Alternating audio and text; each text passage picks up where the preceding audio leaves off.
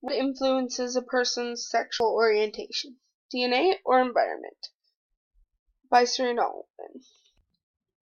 Evidence that sexuality is genetic. It occurs in nature among non-human species. For example, chimps and swans. Another way of looking at gay genes is to consider them as male-loving or female-loving allies. If this is true, then everyone will inherit a combination of different variants. Environmental influences make it difficult to collect accurate results.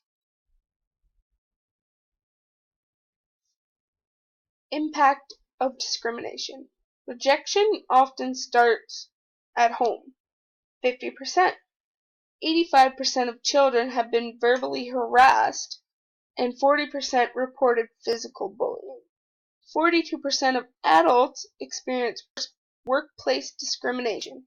This leads to higher levels of physiological distress and health problems. People may suppress their sexual orientation because of this. LGBT marriage rights. It's believed that there's a direct correlation between LGBT mental health disorders and government discrimination. There's three main arguments against giving marriage rights. It's unnatural, it goes against religions, for example, Christians, Muslims, for example. The belief that the purpose of marriage is procreation and child rearing. LGBT marriage rights continued. So countries where gay marriage is legal. So these purple spots here are where it is. LGBT rights around the world. There seems to be a link between improving rights for some countries and worsening rights in others.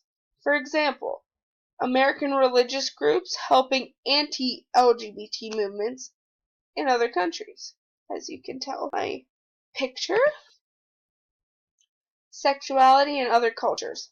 Many warrior cultures recognize non-binary sexualities and consider them a rite of passage. For example, the Shudo Japanese culture, where an older warrior is trained and protected a young warrior.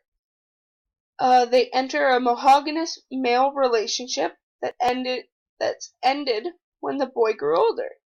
Western culture tends to believe in heteronormativity.